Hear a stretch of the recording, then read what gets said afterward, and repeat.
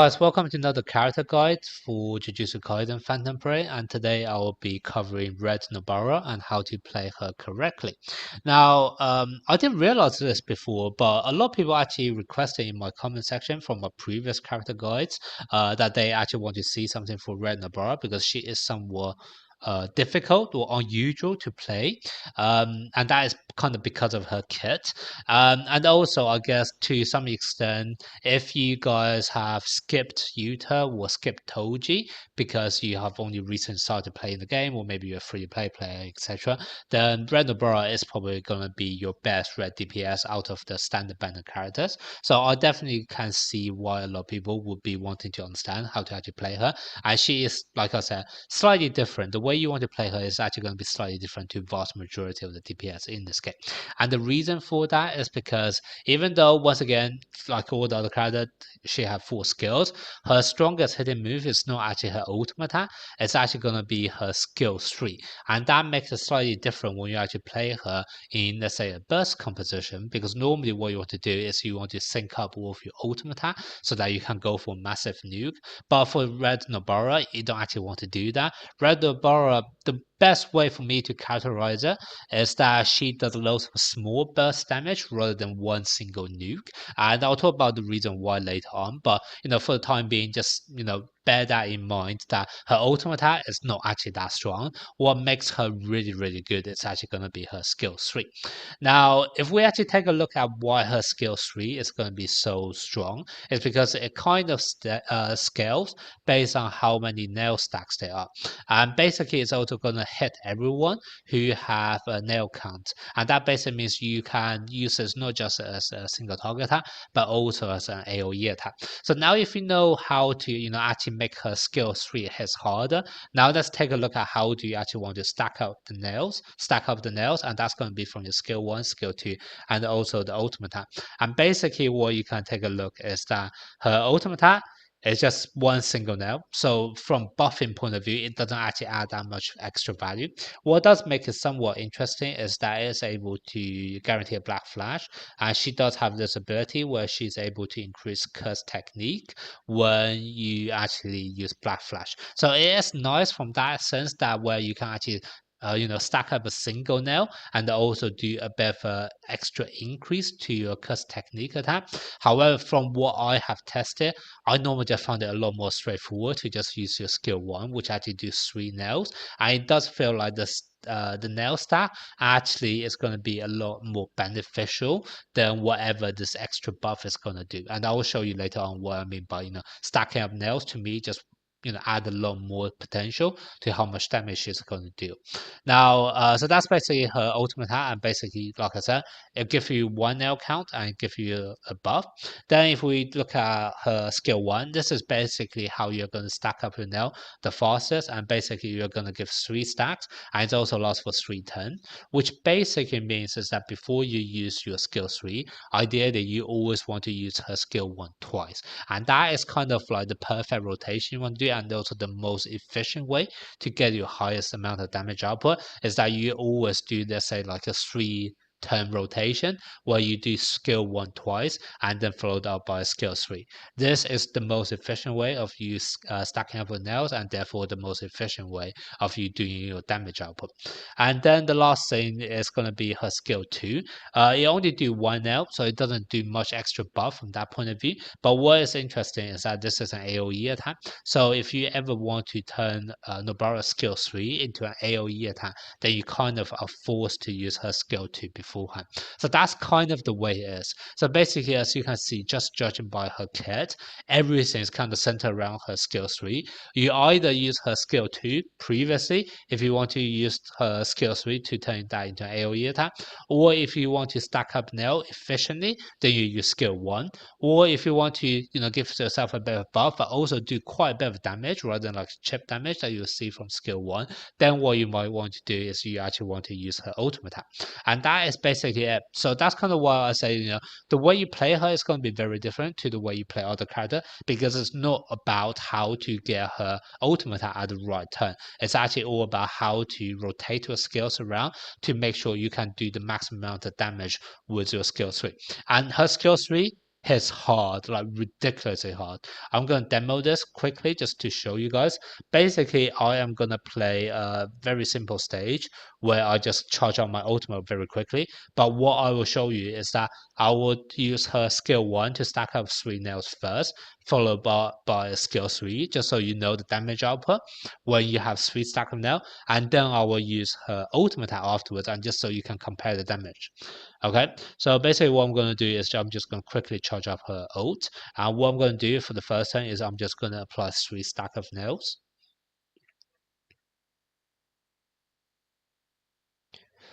This boss is a bit annoying because he can stun, so hopefully I don't actually get stunned hit. But let's see. So once again, I already have 3 nail stack here, right? Okay, so I am gonna use my skill 3 straight away. I'm not gonna use any other damage increasing buff or recollection, just so you can see the pure damage. And in case you didn't see before, I took off the recollection from Nobara as well, because her skill 3 is actually a curse technique, whereas her ultimate is mixed. So I kind of want to compare them at exact equal ways.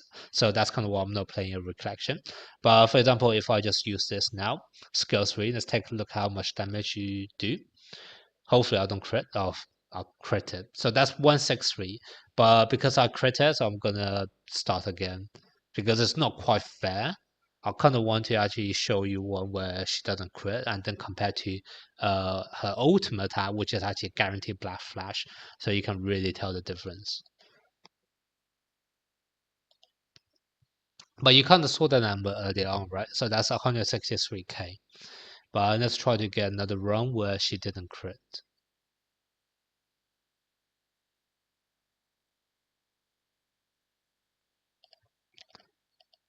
So once again, start off with her skill 1 just to get 3 stacks of nails.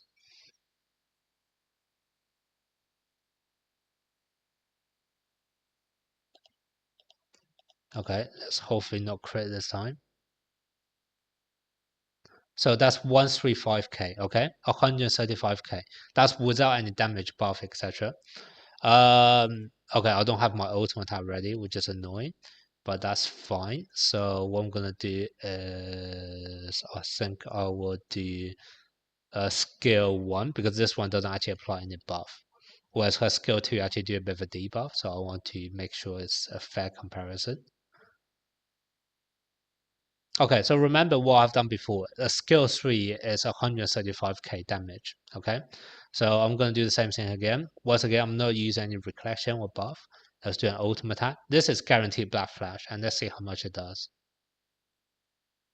105k. Did you see that? This is a black flash using her ultimate attack, and it does less than her skill 3 with just one single skill 1 beforehand. And that's what I'm saying. Like either her ultimate attack has ridiculously low multiplier, which doesn't actually seem to be the case, because if you actually look at it, the multiplier is low, but it's not like so low. It's still like solid 1.1200 when you add up the two numbers together. So this is already very high. However, one single 3 stack of nail plus a skill 3 is going to outdo whatever damage you're going to have from your Black Flash ultimate attack. That's how crazy it is. I have done actually a few testing beforehand before recording this video, and in my opinion, I think the ultimate attack is roughly equal to just 2 stack nails, 2 nails stacks, well, somewhat between like 1 nail stack and 2 nail stack. So the ultimate attack honestly doesn't do much. However, her ultimate hits really, really hard, and that's kind of why when you actually want to play her, kind of ignore her ultimate attack, okay? Like her ultimate attack really doesn't add much value. What you really want to do is just quickly recycle through her skill 3. And the best way, like I said, the most efficient way of maximizing the damage output is going to be 2 skill 1 followed up by a single skill 3. And that's how you can maximize the damage on Red Nobara. Now, let's move on to the next part, which is, what Recollection and what team should you actually play her in. So once again, if you actually, take a look at her kit, I already told you, her ultimate attack doesn't do much. So even though this is a mixed technique attack, it doesn't do much. So when you actually want to pick up your Recollection, that already kind of tell you. First of all, you want to pick up Recollection, which is able to just increase curse technique. There's no reason for you to increase like both of them together, because I'm trying to pick one which can increase both of them together. For example, this one, right? This actually increase both of them together. But for Red Nobara, it doesn't really add much value because her hardest hitting attack is going to be her skill 3, not her ultimate attack. Therefore, you just want to focus on curse technique. So that's kind of the first thing you want to do. And then the second thing you want to realize is that even though you are using curse technique and the best choice is going to be non-standard and also pride, you definitely want to focus on the pride rather than non-standard, because non-standard can only be activated on ultimate attack. And like I said, your hardest hitting move is actually a skill 3, which is a command skill. So you don't actually want to use something which can only be activated on ultimate, and that's kind of what Recollection choices. Red Nobara is by far best suited with Pride or any other curse technique increase Recollection, which can be activated using command skill rather than ultimate skill. And that's basically going to be the best choice. Now, Pride is also very good for the fact that you actually have a very short cooldown, which is only 5 turns. And like what I said earlier, basically what you want to do is you actually want to recycle through her skills by doing one skill 1, skill 1 twice, and then followed by skill 3. And if you actually have something with a cooldown which is only 5 turns, what that basically means is that you are able to activate this on every second rotation of your skills, which is also quite nice. So you are actually able to take advantage of that buff quite frequently, in comparison to some other Recollection may have a much longer cooldown and it doesn't quite work as nicely. So that's kind of the reason why Pride, in my opinion, is by far the best Recollection for Red Nobara. Now let's take a look at her team. Now obviously, she's going to be slightly different.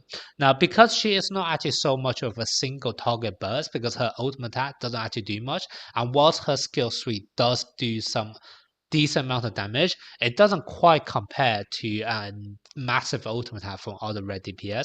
So for me, one of the best character that you have to pair with Red Nobara is going to be Kaito, because Kaito is able to help a lot from 2 perspectives. One is that he is going to be able to allow you to play other buffers, and when you actually have other buffers, you are able to ensure that your Red Nobara, no matter how often she uses her skill 3, she can always be under the influence of the maximum number of stacks of buffs. So that's kind of why I do feel like Kaito is very much essential. And the other reason why Kaito is essential is, like I said, you really want to make sure you can cycle through the 3-turn rotation of skill 1 twice and then followed by skill 3. And if you actually add up the curse energy from them, what you're then going to see is that every 3 turns you will end up using 50 curse energy. However, the natural regeneration over 3 turns is only 30 curse energy. So you definitely need an extra way of increasing your curse energy, and that's kind of why I do feel like Kaito is one of the best choice, or you actually paired up with Red Nobara.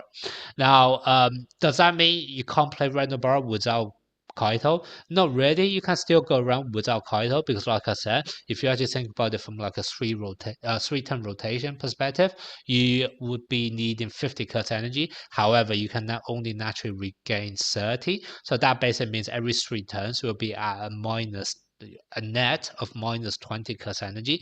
However, you start off with 30 curse energy or maybe 40 curse energy if you are already at dupe 2. What that basically means, you are guaranteed to be able to use your skill 3 at least twice without needing Kaito. So it kind of depends on how fast you're able to actually kill off the enemy. As a general rule of thumb, I'm going to say if it's going to take you more than 8 turns, Kaito should be on your team. However, if you're actually able to kill off the enemy in less than 8 turns, then what you can do is you can probably just go with 3 buffers instead, or 3 supporters, and that is actually going to be more than enough for your Red Nobara to make sure you actually kill off the enemy fast enough within those 8 turns. So that's kind of going to be my rule of thumb on what occasions should you actually place Kaito or not. Now, let's say you do actually play Kaito in your team. Now, the other thing you have to bear in mind is going to be who are your other teammates. Now, Like I said, one thing about Red Nobara is that she doesn't actually have to go into nuke comp. So whilst you can play her like a normal DPS with three supporters, to maximize her damage output, one of the main things that, in my opinion, shines for Red Nobara will actually make her different compared to other characters is actually more the fact that she is actually really suited for a long battle, because for every 3 turns, you are essentially able to give yourself like a damage output which is equivalent to an ultimate attack, right? Or even more than her ultimate attack. So actually she's able to do loads of small burst damage. So what I actually think sometimes could be working very well is that rather than playing like a pure burst comp, you actually pair her up with another character such as Hanami in order to actually store a bit longer, so that you actually have like a good balance between your damage output and also your self-sustain. So that to me it could also work a lot of times, just to make sure that you don't actually try to kill off the enemy straight away, but making it to more. It's not going to be like a store comp because it won't take you that long. However, this is like one quite standard strategy where you have like a good balance between your damage output and also damage reduction. So I definitely can see this works quite well, and especially if you're actually up against any red stages, I do feel like with Hanabi being red as well, and then also you normally would play Yaga or Nanami on this team as well. Normally it's going to be Yaga because you want to maximize the debuff by using her his ultimate attack, which can also do debuff as well. So this to me is also going to be a very strong team formation for Red Nobara. Now, the last thing that could sometimes work or not is going to be whether you want to play Toge on your team. Now, personally, I'm not a great fan of playing Toge alongside with Red Nobara, mainly because Toge, one of the main advantage of Toge is actually to increase your ult. However, like I said, Red Nobara's ultimate attack is actually a bit underwhelming. It's not actually going to do that much. Like you can't really compare to her skill 3. So I don't feel like Toge is going to be the best choice as a companion to Red Nobara. How what makes Toge potentially usable or potentially useful in some situation, however, is that if you actually take a look at the effect of Pride, what you can then see is that Pride actually activates for 2 times. And because the way Red Nobara's kit is working, it doesn't have any self buff or physical attack, which basically means that all of your attacks or all of your skills from Red Nobara is going to use up one of the stacks from Pride. So one thing that could make Red Nobara somewhat interesting is actually going to be if you can actually make sure your Toge can actually somehow increase your ultimate attack very very fast, so that you can actually combo up your skill 3 with your ultimate attack. So when you actually do activate Pride, what you can actually do is that both your ultimate attack and also your skill 3 will benefit from both stack of the Pride because they will be used consecutively. So that could be one way of how to do it. Personally, I'm not a great fan of this because yes, you are effectively able to take advantage like a 60% increase to your ultimate app so that you can actually chain them together. But the fact that you're actually playing Toge rather than another buffer kind of means you're going to lose out way more damage output than whatever 60% Pride is able to give you. So that's kind of what personally I don't actually think Toge is very compatible with Red Nobara. But if there's going to be like one certain stage where you have to kind of chain up the burst damage or maybe also combo up with the ultimate attack from other characters, then yes, maybe Toge can be useful in those scenarios. But vast majority of the time, I'll probably just stick with your standard, maybe let's say 2 buffers plus Kaito, or maybe one debuffer, one buffer. Where's my Hanami? One debuffer, one buffer plus Kaito plus Red Nobara. I think those are probably going to be the most useful comps for Red Nobara. Now, I think that's basically the main thing that you have to bear in mind when using Red Nobara. Oh, also one thing, Kaito. Another reason why Kaito is a really, really good choice with Red Nobara is, like I said, Red Nobara can actually combo up with your Red Nobara can actually do a burst damage with her skill 3 every 3 turns. What makes Kaito really really nice is that his ultimate attack is able to give 108% cast technique, and that's really really high. And it just so happens that Kaito have one of the lowest ultimate attack gauge ever. So what that can actually mean is you can potentially rotate Kaito's ultimate attack every 3 turns as well, so that you actually line it at the same frequency as your Red Nobara. Now, for that to work, basically what you have to do is that you have to use both Unity and also this in excellent shape. And basically what happens is in excellent shape is able to give you 360. If you add that plus Unity plus a natural ultimate gauge game from Yuki or Kaito over those 2 turns, you're actually able to charge up your ultimate attack every 3 turns, and that basically allow you to, whenever you actually use your skill 3, actually able to take advantage of that. You always gonna get this massive buff from Kaito's ultimate attack as well. So that's another reason why Kaito is a really good choice with Red Nobara. The last tip I'm gonna say, well, not tip, but another thing which I actually think Red Nobara is incredibly useful is that Red Nobara is actually very good in a stall team where you need to wipe out or do an AoE attack to wipe out the enemy mobs very quickly. And the reason is if you actually play in a typical stall team, Mojito stall team, by the way, that's what I mean. So, for example, if I actually need to play, let's say, this Mojito stall team where I have someone like this, and then also Hanami at the back, what tends to happen is that if I actually want my Mojito to actually slowly wear down the enemy, you can see that this is my ult account, by the way. So that's kind of why none of the skills actually leveled up. But basically, what happens is that because his ultimate attack is only going to be single target. So even though it's very good for store it out, it's not actually going to be very useful when the enemy have like mobs or minions alongside with them. And a lot of the times, what you actually want to do is you want to kill off the enemy mobs as soon as possible with an AoE attack, so that your Mojito can then focus on the main enemy boss without needing or worrying your team will be taking too much damage output. And Nobara have possibly one of the hardest hitting and also quickest charge AoE attack, because unlike other characters who tend to actually require an ultimate attack in order to do an AoE wipe, Nobara doesn't need to.